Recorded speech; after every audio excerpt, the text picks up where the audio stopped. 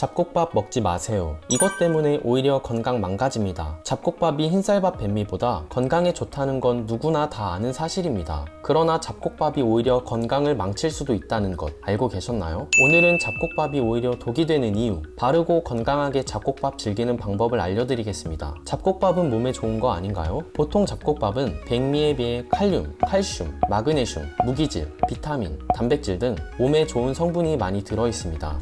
게다가 백미에 비해 혈당을 낮추는 효과도 있어 잡곡밥은 건강에 더 좋다고 알려져 있죠. 그러나 동시에 문제가 되는 성분이 있는데 그것이 바로 식이섬유입니다. 그렇다면 대체 식이섬유가 우리 몸에서 어떤 문제를 일으키는지 바로 이어서 말씀드리도록 하겠습니다. 식이섬유의 부작용 첫 번째, 식이섬유는 좋은 성분 아닌가요? 라고 궁금증 가지시는 분들 많으시죠? 네, 맞습니다. 대체적으로 식이섬유는 우리 몸속 콜레스테롤과 같은 유해물질을 빨아들여 몸 밖으로 배출하는 아주 좋은 역할을 수행합니다. 그러나 과도한 식이섬유 섭취는 우리 몸속 유해물질뿐 아니라 비타민, 무기질 등 몸에 좋은 성분까지도 함께 배출하게 합니다. 오히려 좋은 성분을 몸 밖으로 내다버리게 되는 것이죠. 실제로 현미를 먹인 쥐의 배설물과 백미를 먹인 쥐의 배설물을 비교했을 때 현미를 먹인 쥐의 배설물에서 칼슘, 미네랄, 인 등 몸에 좋은 성분이 더 많이 검출된 실험 결과도 있습니다. 식이섬유의 부작용 두 번째, 단백질과 섬유질을 포함해 영양소가 풍부한 식이섬유는 소화하기 어려운 성분입니다.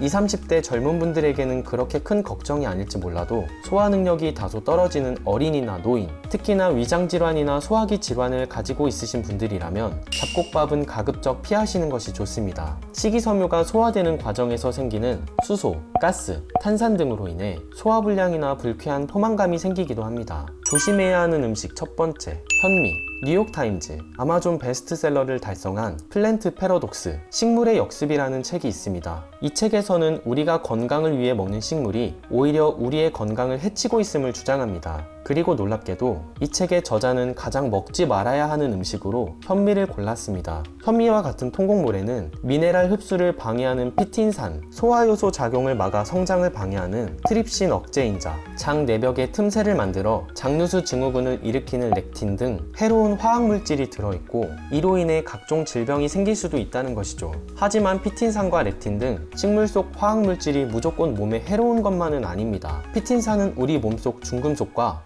콜레스테롤 배출을 도와 동맥경화와 심혈관 질환을 예방하기도 하고, 렉틴은 항암 효과, 에이즈 바이러스 차단, 면역력 개선 등 긍정적 기능에 대한 연구 결과도 많이 있거든요. 그러니 현미를 즐겨 먹는 분이라면 이러한 장단점을 반드시 알고 드시는 것이 좋고, 너무 과도한 섭취는 피하시는 것이 좋습니다. 조심해야 하는 음식 두 번째, 검은콩. 여성분들은 특히나 검은콩 드실 때 주의가 필요합니다. 검은콩에는 이소플라본이라는 성분이 들어있는데 이소플라본이 여성 호르몬을 증가시켜 갱년기, 유방암, 난소암 등을 예방해주지만 과다 섭취 시 체내 에스트로겐 주기를 교란시켜 악영향을 줄 수 있습니다. 또 갑상선 기능 질환을 가진 분들도 검은콩을 조심하셔야 합니다. 검은콩에 함유된 사포닌 성분으로 인해 우리 몸에서 요오드를 배출시키는데 요오드가 갑상선 호르몬 체내 흡수를 감소시키기 때문입니다. 그러니 갑상선 관련 질환이 있으시거나 약을 복용 중이시라면 검은콩 섭취는 주의할 필요가 있습니다. 올바른 잡곡밥 섭취 방법. 잡곡밥을 건강하게 드시려면 적정량을 잘 지켜 드시는 것이 중요합니다. 하루 한두 끼 정도만 잡곡밥으로 드시는 것이 과도한 식이섬유 섭취를 막을 수 있고, 식이섬유 하루 권장량인 20g에서 25g을 초과하는 것을 방지할 수 있습니다. 또한 내 몸에 맞는 한두 가지 종류의 잡곡으로만 밥을 짓는 것이 현명한 방법입니다. 너무 많은 종류의 잡곡을 섞어 섭취하게 되면 오히려 소화가 잘 되지 않아 소화 흡수율이 떨어지고 영양소 섭취 면에서 손해를 볼 수 있습니다. 이 두 가지만 지키면서 드시면 잡곡밥이 독이 되는 일은 없으실 겁니다. 오늘은 잡곡밥에 대한 부작용, 특별히 조심해서 먹어야 하는 잡곡, 올바른 잡곡밥 섭취 방법에 대해 알려드렸습니다. 이번 영상이 여러분들의 건강한 식습관에 도움이 되셨다면 구독을 눌러 제 채널을 구독해주세요. 저는 앞으로 더욱 유용한 건강 정보와 건강 꿀팁으로 보답하겠습니다. 감사합니다.